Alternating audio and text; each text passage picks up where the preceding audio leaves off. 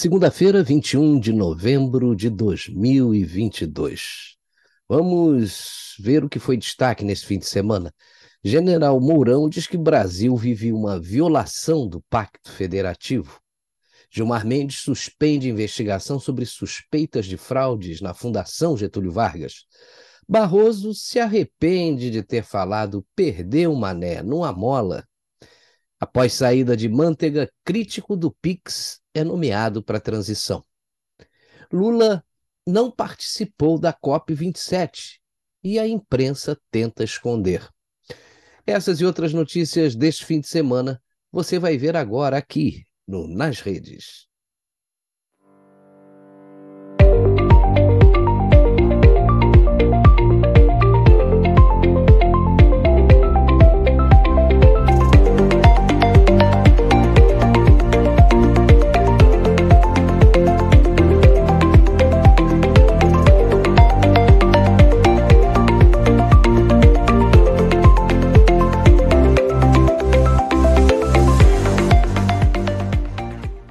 General Mourão diz que o Brasil vive uma violação do Pacto Federativo.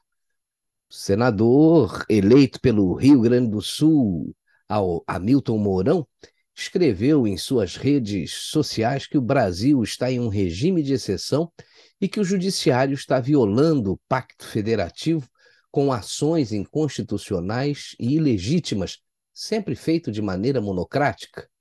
Diz também que o judiciário está extrapolando o Estado de Direito. Veja o post que ele publicou nas suas redes sociais. Vive-se hoje no Brasil, infelizmente, uma violação do Pacto Federativo, perpetrada pela mais alta instância do Judiciário. Ações inconstitucionais e ilegítimas são adotadas de maneira monocrática, atacando a autonomia federativa. Nessa direção, confundem erroneamente ordens direcionadas às ações das PMs e Detrans, violando o Pacto Federativo, situação que materializa um estado de exceção em vigor, fruto da extrapolação do Estado de Direito. Realmente, essa violação é gritante, todo mundo está vendo, já há muito tempo está acontecendo aqui no Brasil, né? E também muito perigosa, na medida em que um ministro de um tribunal constitucional e presidente de um tribunal eleitoral traz para si poderes inconstitucionais e começa a meter seu bedelho até na área de segurança pública estadual, se relacionando diretamente com comandantes das polícias militares. A pergunta que fica é a seguinte, né? O que ele está querendo com isso? Certos estão os advogados da Ordem dos Advogados Conservadores do Brasil, que encaminharam ao presidente da República um pedido para a implantação de uma GLO, que é a garantia da lei e da ordem. É isso que precisa ser feito no Brasil. Se o Supremo cumprisse rigorosamente o seu papel constitucional e o Tribunal Superior Eleitoral o seu papel de conduzir e fiscalizar as eleições, nada disso estaria acontecendo. E o culpado por esse caos não é só o ministro Alexandre de Moraes, são todos os ministros que ficam calados diante de tantos descalabros. E a gente não pode esquecer do presidente do Congresso, Rodrigo Pacheco, e também do presidente da Câmara dos Deputados, o deputado Arthur Lira. Do jeito que está, só vai piorar, né? E o presidente do PL, Valdemar Costa Neto, tem aí uma bomba de efeito retardado, né? Tá aí, ó, o presidente do PL vai apresentar denúncias sobre urnas de modelos pré-2020. O jornalista André Brito, do Diário do Poder, publicou que o presidente do PL, Valdemar Costa Neto, afirmou em entrevista que até amanhã, terça-feira, dia 22, vai apresentar denúncia ao Tribunal Superior Eleitoral sobre irregularidades nas urnas dos modelos anteriores a 2020 e afirma que o resultado dessas urnas não podem ser considerados por falha grave na identificação dos equipamentos.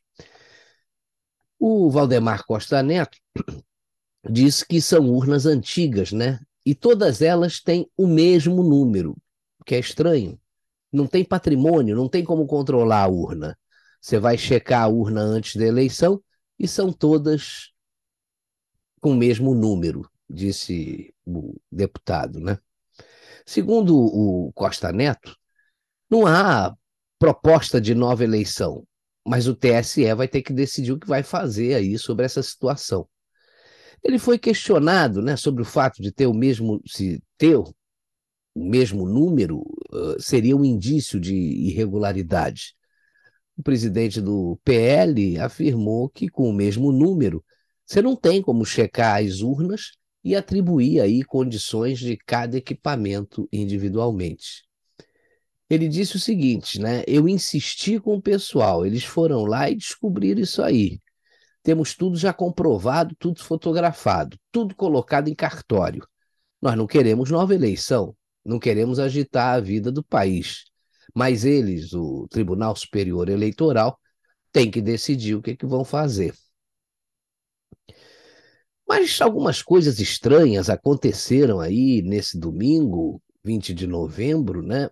Ontem, com relação às urnas eletrônicas. Olha aí. Gravíssimo. Urnas são transportadas em pleno domingo após pedido de anulação pelo PL. Em resumo, né? Estão viralizando aí nas redes sociais dezenas de vídeos e fotos onde aparecem homens carregando diversas urnas de um galpão no centro de São Paulo em pleno domingo. Segundo a matéria publicada no Agora Notícias Brasil, antes de 60 dias após as eleições, as urnas eletrônicas não podem ser movimentadas e nem violadas.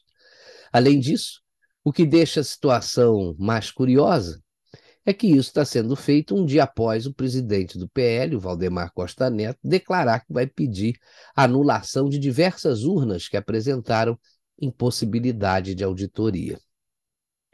O mais grave disso tudo, segundo essa reportagem, é que o responsável pelo transporte é um ex-vereador do PT. Ainda segundo as publicações nas redes sociais, o caminhão que realizou o transporte dessas urnas eletrônicas no centro de São Paulo pertence a uma transportadora. Só que essa transportadora é de propriedade de um ex-vereador do Partido dos Trabalhadores. Isso é muito estranho, né? A gente precisa confirmar também se esses vídeos são verdadeiros e se esse transporte foi realmente feito ontem. Mas, se isso realmente for verdade, é um escândalo sem precedentes, né? Parece que a notícia divulgada na semana passada, que a investigação da Polícia Federal na Fundação Getúlio Vargas poderia comprometer muita gente dos tribunais superiores, era realmente verdadeira, né? Porque após ampla divulgação dessa operação e das possíveis consequências, Gilmar Mendes suspendeu a investigação sobre as suspeitas de fraudes na Fundação Getúlio Vargas. O ministro alegou que o caso não é de competência da Justiça Federal, e sim da Justiça Estadual, e que os bloqueios impostos à família Simonsen, que controla a Fundação Getúlio Vargas, causariam prejuízo à Fundação. Veja o que o Gilmar Mendes disse. Trata-se de providência que, caso não seja imediatamente sustada, certamente comprometerá o funcionamento dessa relevante instituição de financiamento e estímulo à pesquisa. Além disso, a manutenção das medidas constritivas poderá conduzir a graves danos de difícil e incerta reparação na gestão da Fundação Getúlio Vargas, entidade internacionalmente conhecida que há muito contribui para o desenvolvimento da pesquisa no Brasil, concluiu o magistrado. O que eu acho curioso é que decisões inconstitucionais do ministro Alexandre de Moraes, como o bloqueio de contas bancárias de pessoas físicas e de empresas, não causam prejuízos a esses empresários. E esses empresários não cometeram crime nenhum, hein?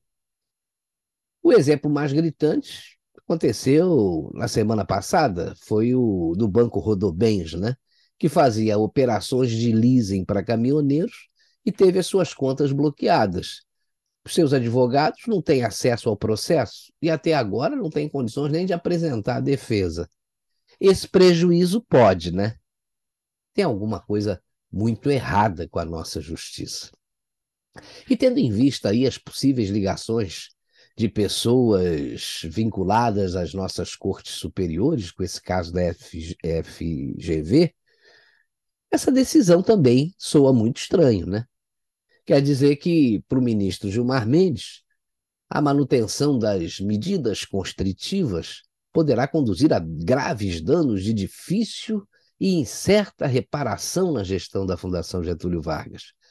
Uma entidade, segundo ele, internacionalmente reconhecida, que há muito contribui para o desenvolvimento da pesquisa no Brasil. E aí não justifica uma investigação por suspeita de corrupção, fraude e evasão fiscal. E se a instituição praticou esses crimes, ou ela ou alguns de seus dirigentes, ela pode ter aí contribuições imensas para o desenvolvimento da pesquisa no Brasil, mas se foram cometidos crimes pela instituição ou por seus dirigentes, o que não é possível, o que não é impossível, aliás, só a investigação vai responder, né? Olha aí a questão do CEP prevalecendo mais uma vez. Eu acho que a gente já viu esse filme. Bom, o arrependimento de Barroso pelo perder o mané não amola. O ministro Luiz Roberto Barroso se arrependeu da fala "perdeu o mané, não amola", dirigida a um manifestante na última terça-feira em Manhattan, lá em Nova York. O ministro do STF relatou a colegas da corte que perdeu a paciência e exagerou na resposta. A humildade que lhe é peculiar, né?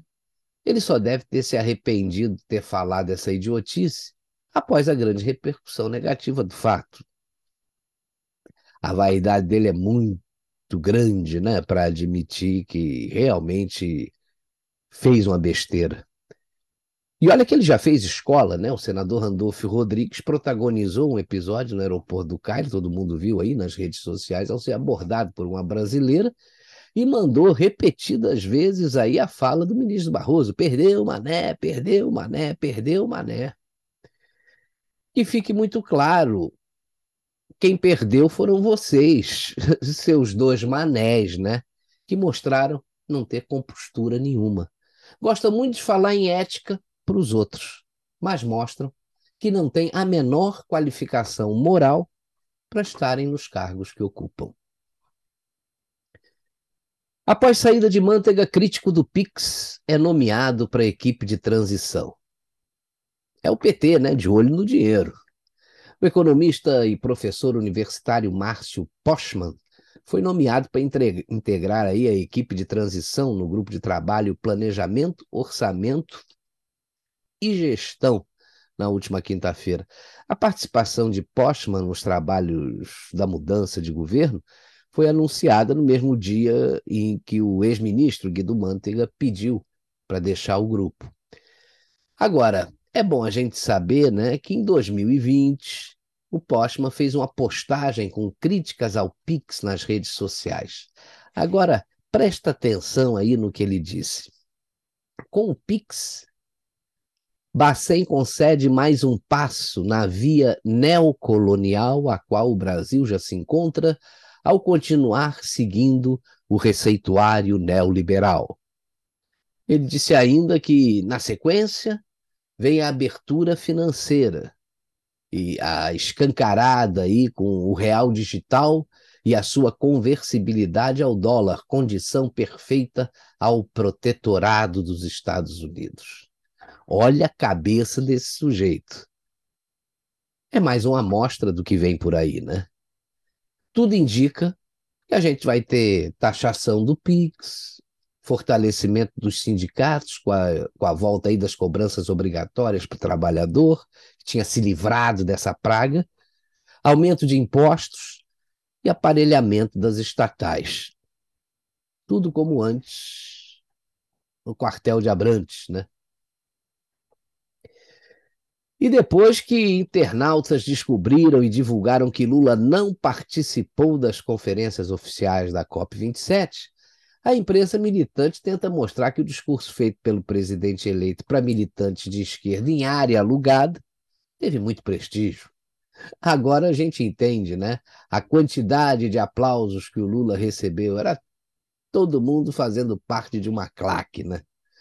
Veja que as matérias veiculadas pela imprensa antes do evento, diziam aí que Lula era a figura mais esperada na COP27. Só que a mentira tem perna curta, né? Lula não esteve em nenhum momento no local onde o evento oficial estava sendo realizado. É por isso que esse pessoal da esquerda quer controlar as redes sociais, né? Assim fica valendo só o que a imprensa militante publica. Após encerrar aí a sua participação na Série B, né, da COP27, o Lula foi para Portugal. E a narrativa da imprensa foi de que ele foi recebido e tratado como estadista. Ontem nós publicamos até um vídeo chamado De Olho nas Redes, que mostra como é que ele foi recebido na prática. Vale a pena a gente rever, porque ele dura um minutinho e pouco só.